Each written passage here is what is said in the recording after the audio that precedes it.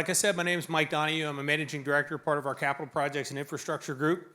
I have recently returned to Texas. I served here while I was in the Army and then early in my construction career in Houston, Texas. And with that, I'll hand it off to Christine. Hi, my name is Christine Deloitte, and I'm a senior manager in Deloitte's infrastructure practice. And I've supported grants management efforts at 3 different levels of government, starting with ARA and to ARPA and IIJA. I'll hand it to Linus. Thank you. Linus Akanoh, Jr. I'm a principal with Deloitte. I'm a leader in our crisis and grants management practice, where I focus on leading both public sector and commercial clients, navigating the risks and the opportunities that are afforded by grants. And these grants could be federally funded, which we'll be talking quite a bit in today's presentation, but also state-funded grants and also even not-for-profit grants. It's a really interesting time in the grants management world, a lot of questions, a lot of intrigue, a lot of perspectives, and I think today's presentation will help give you some semblance of the challenges as well as also the opportunities that may be facing your organizations or organizations like yours in this particular space. So here's our agenda. We're going to basically talk about the projects, mega projects, what they are, where they're at, the challenges, complexity, scale, navigating the scale and complexity of those projects, and we're going to spotlight a few examples. So what do we mean by capital projects? I know I really appreciate my teammates here. They gave me the really easy slides. You know what the mega capital projects, because you are all delivering those mega capital projects. But they're those large, complex efforts that are $1 billion and above, in our opinion. So basically, Deloitte looks at these projects as infrastructure classes. So you may not be aware, our initial speaker, Mike Wyatt, talked about what we do around infrastructure. What we do is we basically break it out into asset classes. So we've got our transportation asset classes, pretty self-explanatory. We've got our airports, again, self-explanatory. We're doing this across the nation. We've got electrification and transition, and that is also from a fleet perspective all the way through the infrastructure that supports the fleet to the planning and all of the future O&M costs associated with that. We also have water, obviously vitally important here in Texas, and we look at basically the entire life cycle of the water management. And that's not just on the infrastructure side, but also from a sustainability side. We have a ESG group within our practice that really looks at it from how do you create a system that will be sustainable over time. Broadband, we actually provide the support to NTIA as they basically divide out or push out the grants for the broadband for a national development of the broadband. And then last but not least is power, energy, and resilience. I mean, I can't reiterate this enough. I think you've all lived it. There's been some challenges here in Texas, and there's been challenges across the nation. And a lot of the grant programs that have been established to help address some of those challenges. So again, really easy slide. You guys all live the challenges. These challenges are the ones that are facing these billion-dollar projects, and I think it's universal across all of the construction efforts from an infrastructure perspective. You've got obviously higher capital costs. We're all experiencing that personally and professionally and organizationally. The demand for transparency. I was talking with the CFO for Harris County earlier today, and he basically brought up that we actually had to put our checkbook online so they could see every single activity that we were doing and how we were spending the taxpayers' money. And that will continue to increase as these grant programs gain more and more speed. The limited prioritization. Again, there's only so much capital to go around, and there's only so much bandwidth to address. So how do you basically align your funding streams with your priority projects that are going to drive your strategic plan? Decentralized control. I think in Texas it's a unique environment. When you talk about water is a very decentralized opportunity. We just saw Carolyn Mays talk about how she's bringing different aspects of transportation together. So navigating that environment, I think, creates some unique challenges. And I'll leave off with lastly the technology. everything that we do is driven through a technology. When you look at these large grant programs, you look at the larger complex efforts with so many stakeholders, we believe that technology is one of those ways, whether it's AI, ML, or your standard project management information system. Those types of challenges and getting those tools in the hands of the right people, I think, are critically important. And with that, I will hand it off to Linus. It was not just too long ago, and by long ago I mean just a few years back, where one of the biggest challenges from a grants management perspective was sort of budgetary constraints. There just seemingly wasn't enough monies to go around. And one of the things that came out as a result of the pandemic was renewed effort by the government, especially at the federal level, to make unprecedented levels of funding available, not only to help speed up the recovery from the pandemic itself, but also a really interesting focus, especially around infrastructure. Some of the ways by which this country at the federal, state, and local levels was lagging on infrastructure capabilities, and to make those monies available.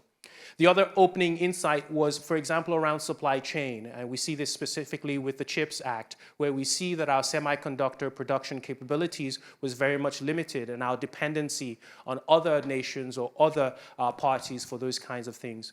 And so these three specific pieces of legislation and appropriation have been one of the biggest drivers of increased and unprecedented grant funding in the history of this country.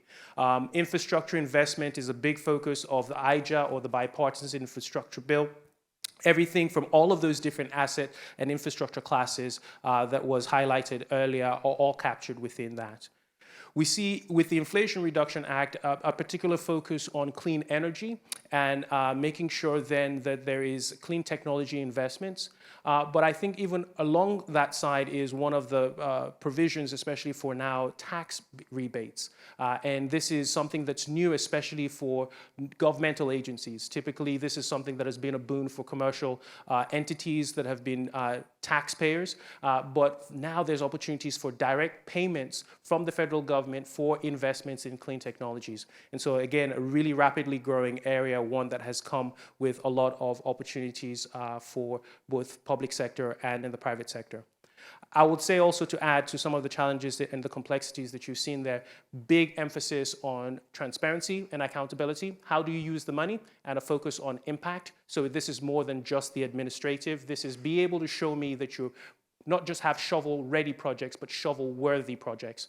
You also see equity and your ability to serve disproportionately affected populations. Justice 40 is a White House initiative that focuses specifically in this respect. And so again, some of the challenges of managing multiple diverse portfolios of projects of different sizes, a focus on partnership or regionalization, so it's no longer just one agency. You have to compete against many other applicants across the country, and so regionalization and partnership becomes really critical.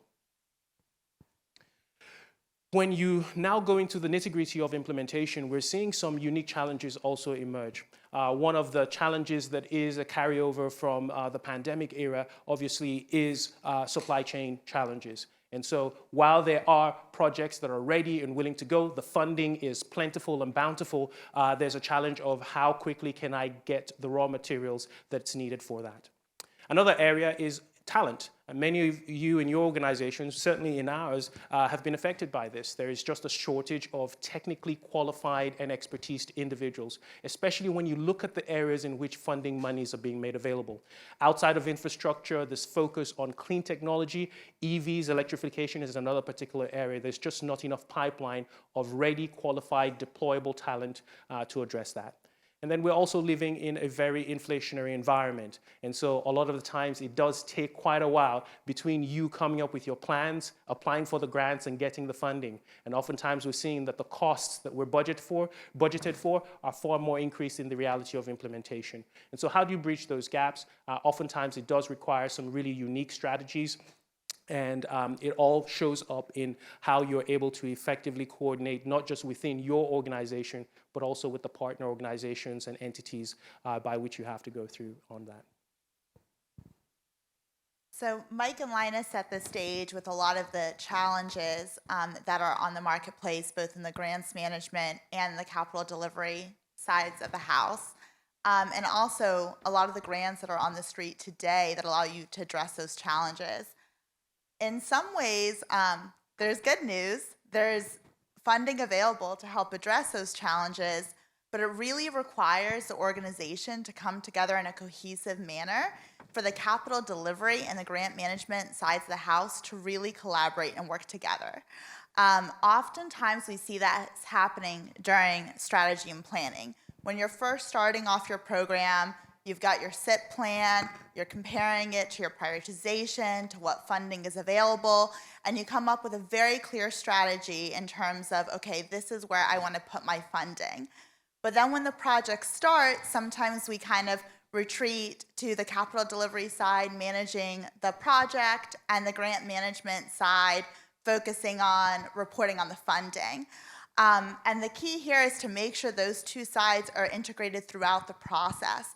So after you're done identifying that funding and you go to do the procurement action, making sure that your grant management team is still involved in the procurement discussions. Are the right grant terms in the bid packages that you're sending out to contractors? In the project delivery aspect, do your PMs understand the high-level requirements of the grant? Because it's hard for them to oversee the project on the field if they don't know what the eligibility terms are of the grant and how they have to remain in compliance with that. And then in monitoring and controlling, you know, a lot of grants have some pretty heavy reporting requirements, and they can feel very laborious to report on the grants if you're not monitoring it both from the delivery side and the actual grant reporting side. And then that leads you to preparing the right package for closeout. And so, you know, the life cycle we have here, it's very similar life cycle for both the grants management and the infrastructure side. When they work together cohesively, it really allows you to optimize your program. So we're going to quickly focus on 3 spotlights of areas that are really common challenges in this space. And the first is procurement-related compliance. So everyone's favorite thing, Davis-Bacon Act. You know, Davis-Bacon Act sets the wage requirements for federal projects.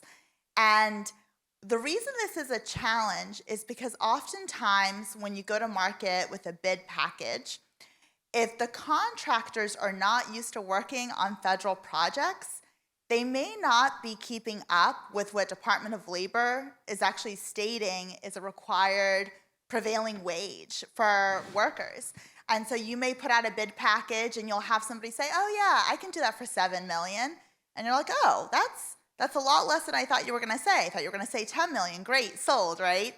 And then you start to work on the project and you might come across some hiccups because when you start collecting your weekly reports, you may notice that, you know, they are not paying what Department of Labor prevailing wage requirements are. And so, you know, we have on the screen here a couple ways to combat that challenge.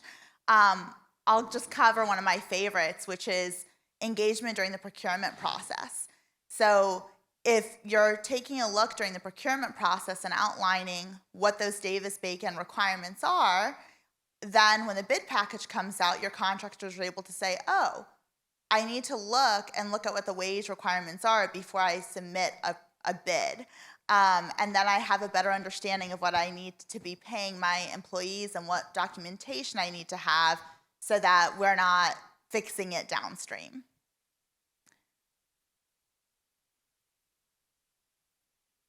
So another spotlight here is on continuous monitoring, focused a little bit more on the data side. So oftentimes, the challenge that a lot of organizations face isn't necessarily a lack of data, it's an abundance of data from many different sources that may or may not be speaking. And then obviously in some cases there's still paper-based reporting and checklists, right? Like site visit checklists that may not be being entered into any sort of database. And so one key facet for continuous monitoring is establishing something like a dashboard.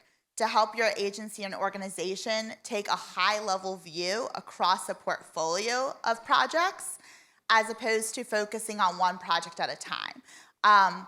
You need to focus on one project at a time anyways for compliance with a lot of the grants, but when you're looking at just one project at a time, sometimes you miss the big picture of, are my total expenditures below my ceiling?